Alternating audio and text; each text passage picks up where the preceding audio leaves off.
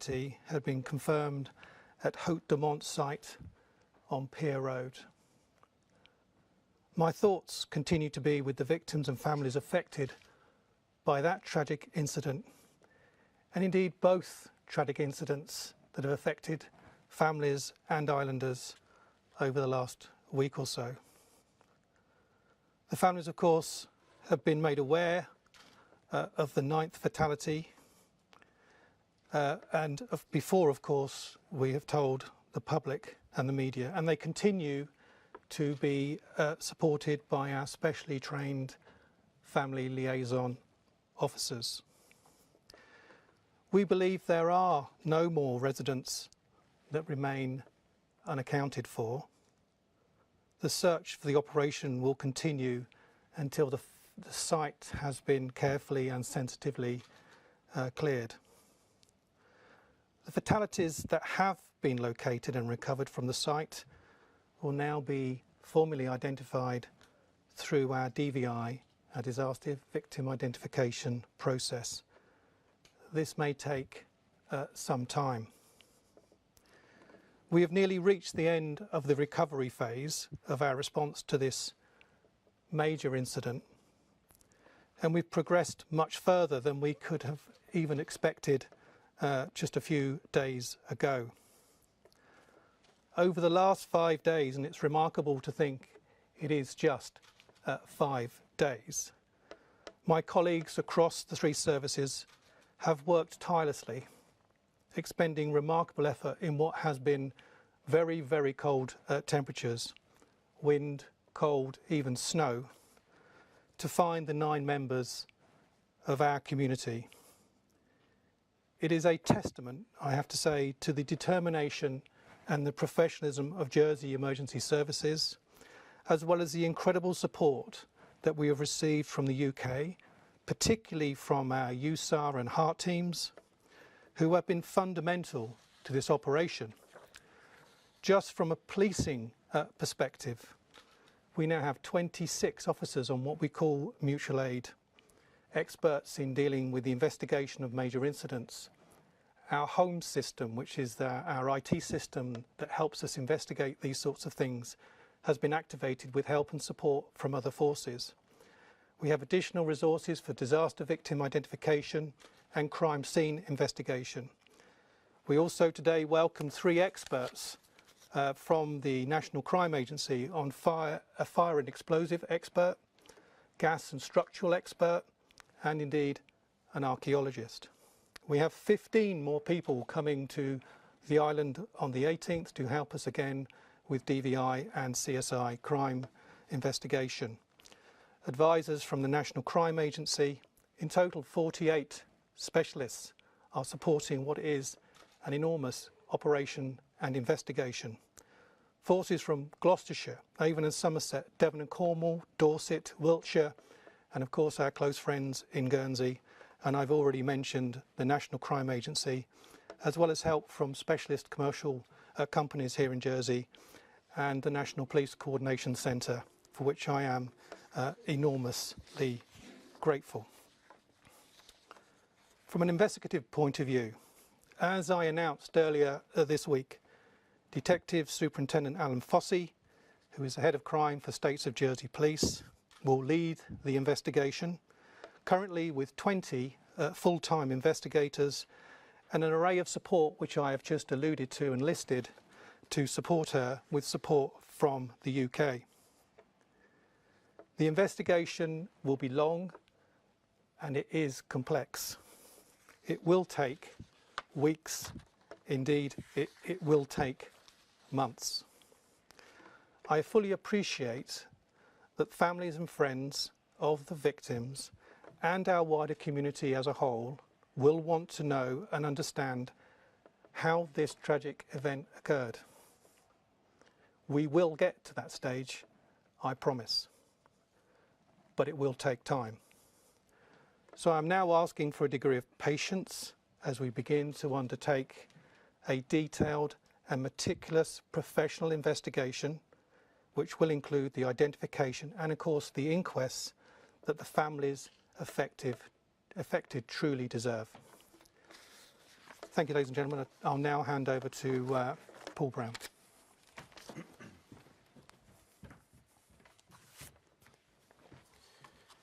Thank you, Robin. I too would like to echo the comments of the Chief Officer of the States of Jersey Police and send our thoughts to the families and friends of those who have lost loved ones. I'd also like to thank Islanders for their enduring strength and cooperation over the last week. I've visited the scene every day and night since Saturday. I have seen firsthand firefighters from the States of Jersey Fire and Rescue Service and our UK colleagues operating with relentless drive and exemplary compassion to search for, locate and bring into our care the members of our community we have so tragically lost. To undertake such a task within this time is a testament to the joint working between local and national emergency services and the determination of our professional rescuers. Our shared priority remains and has always been those who have been lost and the people they have left behind. We remain at the scene now, as we have throughout, with between 11 and 16 firefighters 24 hours a day. I am and always will be grateful for the support provided by Hampshire and the Isle of Wight Fire and Rescue Service, Avon Fire and Rescue Service, Essex Fire and Rescue Service, Buckinghamshire Fire and Rescue Service, Kent Fire and Rescue Service, Tyne and Wear Fire and Rescue Service and the Scottish Fire and Rescue Service. I'm also grateful for the ongoing support from my colleagues in the National Fire Chiefs Council, the NFCC's National Resilience Team, the Maritime Coast Guard Agency and the Ministry of Defence. Now, the direct role of the States of Jersey Fire and Rescue Service in this incident will begin to wind down as the move into the investigatory phase gathers pace. We will support, in any way we can, the investigation led by the States of Jersey Police with openness and transparency and the relentless drive for the truth through facts. That is what the families of those we have lost deserve. That is what they will receive. Thank you.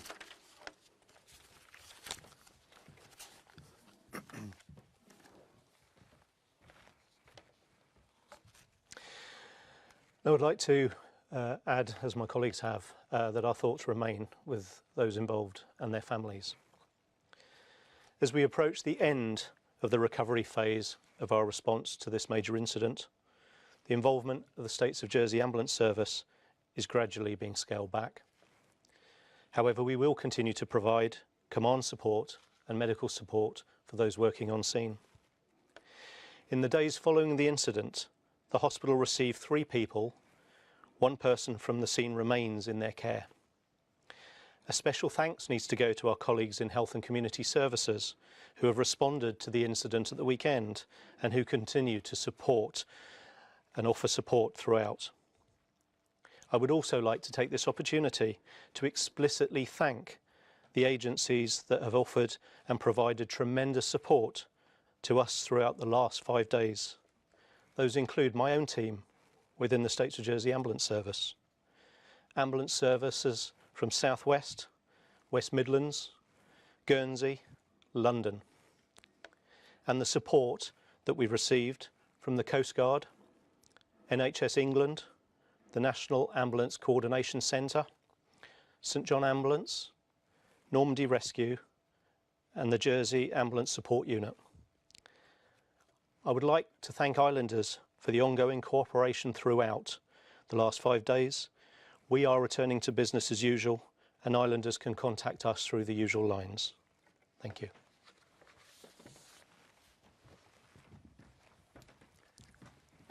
Thank you, Pete. Thank you, Paul. We're now available for questions. Hiya, I'm Ibrahim from BBC Channel Islands News. On Saturday, at the first press conference, you said you expected that up to a dozen were missing, and part of the reason behind that was you were unsure about whether people were visiting the flats that evening. You've now said there's no one left unaccounted for. Is there a chance you could potentially find further fatalities? Has any light been shed on whether there were visitors to the Hodemore flats that evening? Thanks, Amaya. It's a really good question. You will understand, of course, back on Saturday, the importance of caution. Numbers are very important, and the sensitivities attached to that. Shortly after that, we were working on 9 fatalities. We do not believe there is anyone else, but we have certain other things that we need to do, but we think that we've found everyone that's in that wreckage. What would those certain other things be? Other bits of rubble that we just need to move on. Don't want to go into too much detail, but we are confident that we've found the 9, as deeply sad as that is, we found the 9 that we anticipated we would find. And I know you said that, investigations like this, it will take months, but there are some big questions that families who've lost loved ones would desperately want answering. Can we expect more light to be shed on what happened on Friday night when the gas company and the fire services were called? Will there be any more details on what conversations were had, what action was taken, or will we have to wait months for that as well?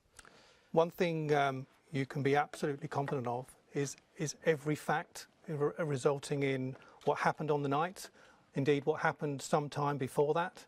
It will start sometime before and will go into the response as well. I don't think it's appropriate necessarily to speculate, and indeed that's not what you are doing. But I think it is now time to allow the investigation to do what they need to do. Okay, thank you. Thank you. It's Julian Morrell here from the JPM Bailiwick Express.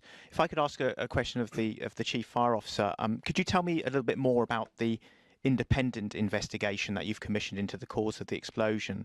So just who will carry it out, and how many people are or will be involved, and just how that will sit alongside the police investigation led by Detective Superintendent Fossey. Are they, for instance, independent of each other? I can't tell you a great deal at the moment. What I can tell you is we're clear that the police have the primary duty and primacy for the investigation here in all aspects relating to the Fire and Rescue Service. It is the police that will lead this investigation. We are clear about that. Any assistance we can provide to the police, we will do so. But my commitment throughout has been that it will not be States of Jersey firefighters who will do that. So the independence will be the fact it's led by the police? I don't know what shape or form the assistance from the States of Jersey Police, if any, is required at the moment. There are experts, that are available to the States of Jersey Police as they would be to us. So I don't know what form it will take at the moment. Thank you. Thank you. And secondly, we all fully appreciate that there will be a detailed and thorough investigation into the cause of this tragedy. We did receive details this week from Andium Homes that Haute-Demont had been connected to the gas network, but it removed it from last year. Sorry, the last user who was not in the affected block was removed in September, and it then asked Island Energy to disconnect that redundant supply from their mains network off-site. Can you tell me anything more about that? And is that redundant gas supply to Haute-Demont and the request to disconnect it part of the investigation? Julian, you will appreciate that there is lots of information available, some of which is in the public domain. That's now part of the investigation, and I don't think it's helpful necessarily to speculate. What we will do, as you've been given my assurance, is we will better understand all of those facts, and that will be presented in the future. Katia Fowler from ITV Channel. Just like Julian, we were talking to Andium Homes yesterday, and they were talking about the cooperation over the last few days. Obviously, Island Energy were on site Friday night. How has the conversation been with Island Energy yet? Have any of those interviews begun? And how cooperative are they currently being in the investigation? Initially, and until recently, the gas company were part of the strategic coordinating group to ensure that we could keep islanders safe and in that particular area. Part of that investigation has not started yet. That's not unusual. But the senior investigating officer has met with people from the gas company, as you would expect. So that investigation is underway. And how have the conversations gone so far with the two of them? As yet, clearly I would not go into the detail about those, and I don't think necessarily that's what you're asking. If you're asking, are we receiving the cooperation that we would expect, the answer to that question is yes.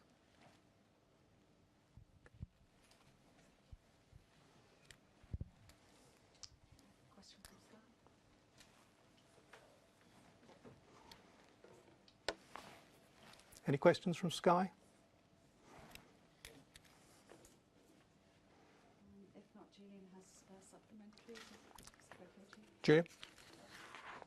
Thank you. It was just really to find out whether you envisage that some of the 42 displaced families may be allowed back to their homes for Christmas. Yes, we discussed this in the meeting this morning. That is an active part of our agenda.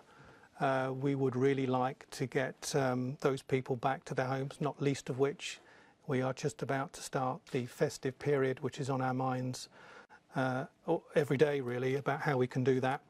I can't give any guarantees about that because there's a whole host of different things, including the safety of the buildings. That's an action that's come out of a meeting today.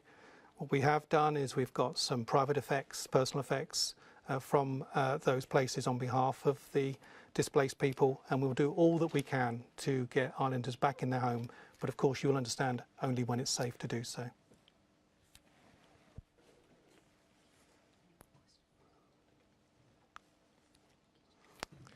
Okay, thank you very much, ladies and gentlemen. Can I just finish by one thing and say my thanks also to you, the media, in the sensitive way that you've reported this in what has been probably the most challenging week in our most recent history.